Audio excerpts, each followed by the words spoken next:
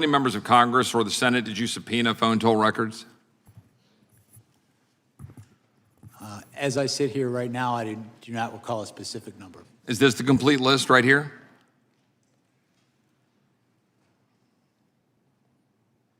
Well, let me ask you this. Am I on this list? Did you target my records and subpoena my phone toll records? My understanding is your records were subpoenaed by prosecutors before I became special counsel. Well, the staff would put this up on the screen. I'm thankful for the great staff who discovered the email where I learned for the first time. Before we begin, hit like and subscribe, because what just happened in this hearing should terrify every American. A sitting member of Congress just found out his phone records were secretly seized. No notice, no objection, no memory from the prosecutor who authorized it. And when asked how many lawmakers were targeted, Jack Smith said 3 words that say everything. I don't recall. This wasn't an investigation anymore. This was surveillance. And today it was exposed.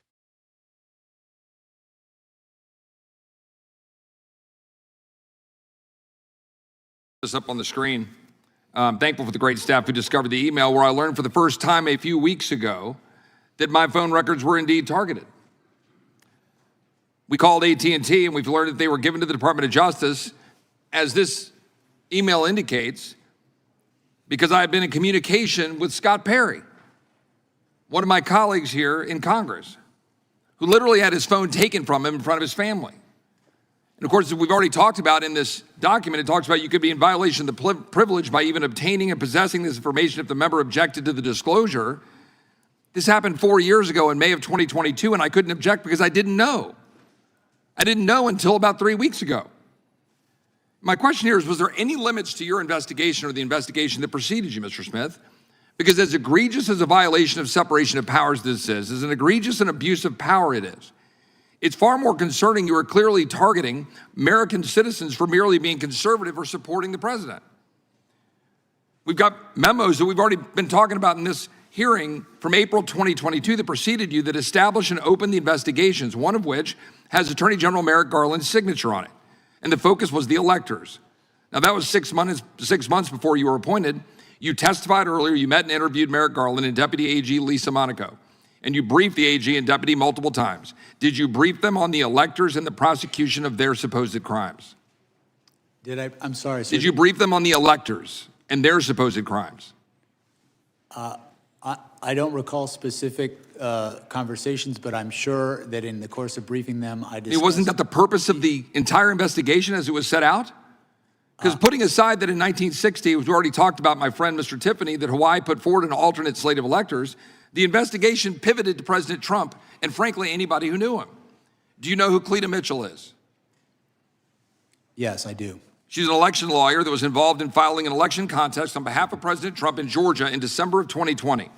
A 64-page complaint with over 1,100 pages of exhibits, witness affidavits, and expert witness reports documenting thousands of votes cast in violation of Georgia law, but which were nevertheless included in the vote totals. Now, notwithstanding the disposition of the cases that was filed, is that a criminal act? Filing an election contest on behalf of a candidate for office, a client. Is that a criminal act, yes or no? No, in fact, we stated. So why did you deem it appropriate to monitor Cleta Mitchell's long-distance phone records in 2023, 2.5 years after the election contest was filed and after the presidential electors were certified? What about Jen Ellis? What about Sidney Powell? What about Bill Sepien? What crime did you suspect had been committed by them that would warrant monitoring their phone records 2.5 years after the 2020 election was certified?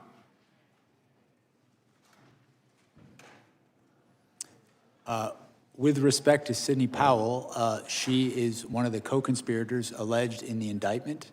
I don't know what you mean by monitoring, sir, if you're talking. Well, there were some 400 plus Republican conservative groups and leaders who were targeted by your investigation. Their financial records were obtained, records of the RNC, the Trump campaign, Cleta Mitchell, the Conservative Partnership Institute, the America First Policy Institute, NRCC, NRSC, PACs, conservative groups, people all across the country, citizens, because we hear a lot about members of Congress.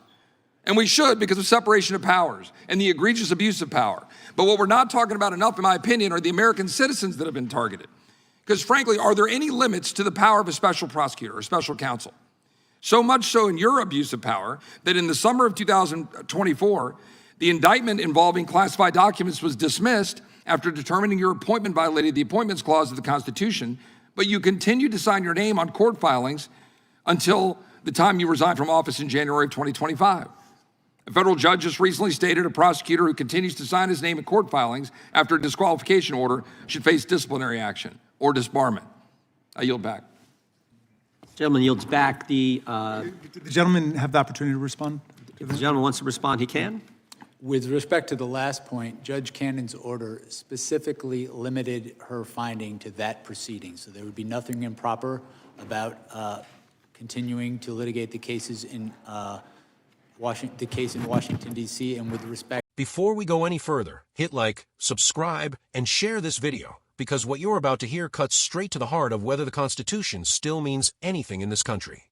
What unfolded in that hearing wasn't oversight. It wasn't accountability. It was exposure. A sitting member of Congress revealed that his private phone records were secretly subpoenaed, without notice, without consent, and without any chance to object. He didn't even know it happened until years later. Let that sink in. This wasn't about one lawmaker. This wasn't about January 6th. This wasn't about justice. This was a sweeping investigation that vacuumed up hundreds of conservative citizens, organizations, lawyers, and political groups. Not because they committed crimes, but because they were connected to the wrong people on the wrong side of politics. And when the special counsel was asked the simplest questions under oath, how many people were targeted, who authorized it, what limits existed, the answers were always the same. I don't recall. I'm not sure. I can't remember. But here's what we do know. Phone records were taken. Financial records were seized. Attorney-client relationships were monitored. Members of Congress were swept in, violating separation of powers at the most basic level. This wasn't an investigation with guardrails. This was a political dragnet. Even worse, the special counsel at the center of this mess was later ruled unlawfully appointed. A federal judge dismissed the case, citing violations of the Constitution itself. And yet, filings continued. The machine kept moving. Ask yourself this. If the government can secretly monitor elected officials, seize records from private citizens, and justify it all by saying, "Trust us," what happens to the average American? This isn't about left versus right anymore. This is about power versus liberty. So like this video, share it with everyone you know, and subscribe to this channel, because the moment we stop paying attention is the moment this becomes normal. Weaponized government doesn't announce itself. It just keeps pushing until someone finally says enough.